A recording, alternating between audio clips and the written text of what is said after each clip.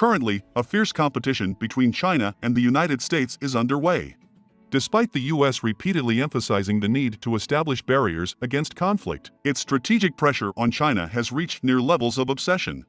In fact, upon closer reflection, the madness of the United States should also be understood to some extent, as China has truly pushed it to its limits.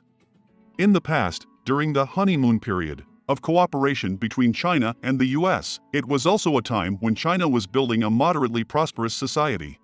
A nation dedicated to achieving such prosperity naturally posed no threat to the United States. What mattered was that the US could enjoy the development dividends of China's efforts toward a moderately prosperous society.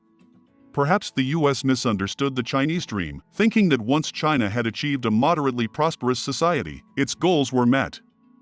Maybe it's because the US severely underestimated China's capacity and potential for development, thinking that if China could keep pace with the US's development, that would be sufficient. Or perhaps the US has always been confident in its ability to shape China, a suspicion that has lingered since the founding of New China. Benefiting from China's development dividends while simultaneously driving China's transformation, why wouldn't they do it? However, as China's strength grows, the US has begun to feel worried and fearful. This strategic pressure against China started during the Obama era. Obama once boldly stated that China wouldn't be allowed to sit at the negotiation table for setting international rules. In other words, China had to follow an order based on US rules. Developing under US governance or rule-based order, it's unrealistic to think about surpassing the US in this way. The US can change the rules of the game at any time, thus naturally maintaining its leading position. Trump initiated a trade war against China, attempting to defeat and weaken China through this approach or force China to give up its efforts toward becoming a strong nation. However, it had no effect, and instead, it harmed the US itself. Although the US also suffered damage, by the time of Biden's presidency, China's strength and influence had greatly increased. China's strength has even undergone a qualitative leap, and it's no longer as easy for the US to suppress or contain China as it once was. Thus, they are now aggressively pushing for decoupling and positioning China as their primary challenger.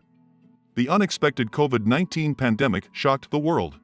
The Chinese government's governance ability, the unity of the Chinese people, the robust resilience and latent potential of the Chinese economy, all of these aspects have proven to be overwhelming for the US. This has stirred a sense of hostility. Moreover, in recent years, China's rapid advancement in high-tech fields has deeply alarmed the US. After establishing a solid foundation in infrastructure, China is now sprinting toward high-tech areas. With 5G already achieving a breakthrough, areas like artificial intelligence, big data, biotechnology, and quantum computing have also entered the stage of catching up to the US. What's crucial is that China's development philosophy and governance approach are gaining recognition and acceptance from an increasing number of countries. China's contribution to the global economy has exceeded that of the US.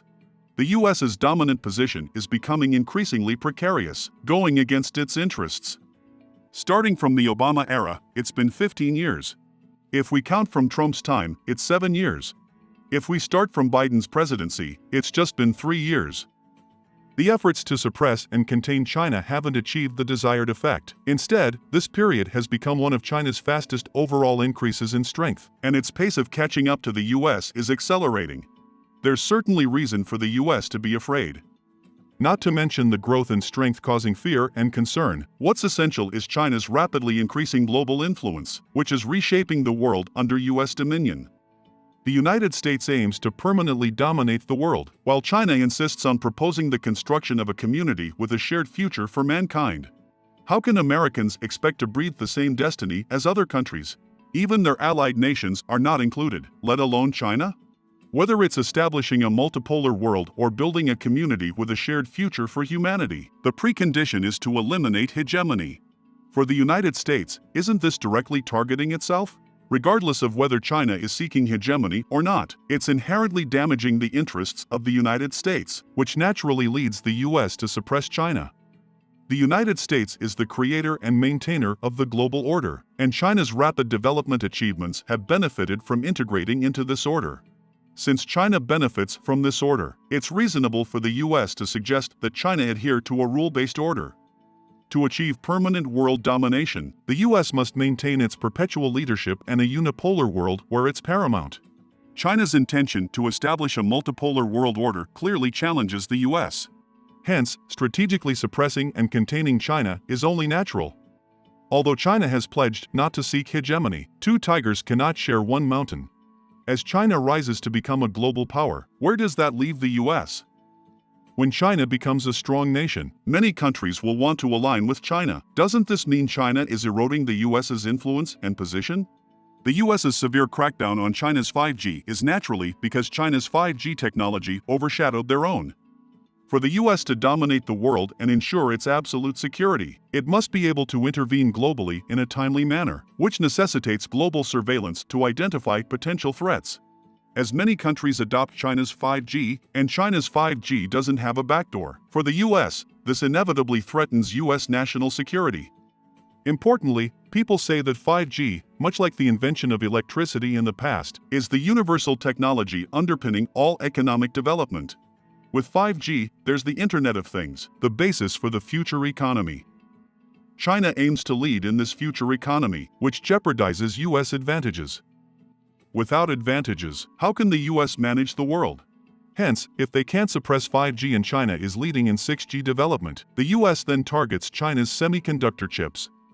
Without chips, not only is the effective application of 5G hindered, but more importantly, artificial intelligence and quantum computing can't progress rapidly. AI and quantum computing are pivotal technologies for the world's future. In other words, the US foresees ahead, and while planning to suppress China's semiconductor chips, it's also considering controlling the high ground of artificial intelligence. This means not allowing China to lead in the development and application of AI, big data, and quantum computing. Modern science and technology are mostly inventions or innovations from the United States. Their reluctance to share is not entirely unfounded. For the US, having another nation surpass them using technologies they developed might be uncomfortable. Of course, the US won't conflate ancient Chinese inventions with contemporary global usage. Regarding the Taiwan issue, in reality, Taiwan doesn't hold much significance for the US itself. Even if the US has a military presence in Taiwan, it's well within the range of Chinese firepower. However, the issue is that once Taiwan reunites with the mainland, it becomes an unsinkable aircraft carrier in the Western Pacific. It can both deter the Western Pacific and isolate Japan and the Korean Peninsula, causing concerns about the separation of the US forces stationed in Japan and South Korea, making it difficult for the US, Japan, and South Korea to form a unified stance. Its strategic importance is immense. Thus, the reunification of Taiwan and the mainland must be prevented. The US's interference in the South China Sea and the Taiwan Strait, as well as its suppression of China's technological and economic advancement, has left a sour taste among Chinese citizens. But China's efforts to establish a multipolar world and foster a community with a shared future for humanity pose a significant threat to the US's hegemonic position and its strategy for dominance, leading to frustration among Americans as well. It's often said that the US is containing and suppressing China, but it's equally true that China is containing the US and is seeking to directly change the world's rules and order. The withdrawal from Afghanistan and the adjustment of China's overall strategy are efforts to focus on major power competition, promote peace in the Middle East, strengthen cooperation between China and the Arab world, and potentially indicate the crumbling of the US's decades-long Middle East strategy. This has undoubtedly stirred resentment among Americans. The expansion of the Shanghai Cooperation Organization, SCO, and the BRICS countries, along with the advancement of the Belt and Road Initiative, BRI, are all developments outside the American framework. Naturally, the US perceives China's actions as deliberately distancing itself from the US. The US strategy involves global intervention, but China's cooperation with ASEAN, the Middle East, Africa, Central Asia, and even in its own backyard in the Americas is intensifying, and the crux of the matter is that these collaborations don't involve much of the US. Doesn't this amount to actively sidelining the US? Thus, the US harbors more resentment. Therefore, in the eyes of Americans, China's development strategy threatens US hegemony, and one could say it's shattering the American dream with the Chinese dream. Hence, suppressing China is deemed necessary.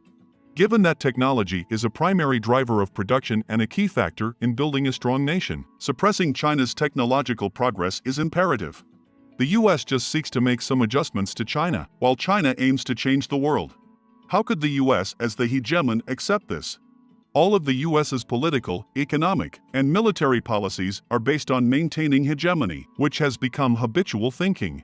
Once hegemony weakens or fades, all of the US's domestic and foreign strategies would need to be completely reevaluated. The critical point is that the US never contemplated this issue before. With China causing such disruption, how could they not be frustrated? Thus, suppressing China is within the realm of logic, and we should genuinely understand the fragile state of the US's mindset. The above are just internet views and do not represent the position of this channel. What are your views? We sincerely look forward to seeing your comments.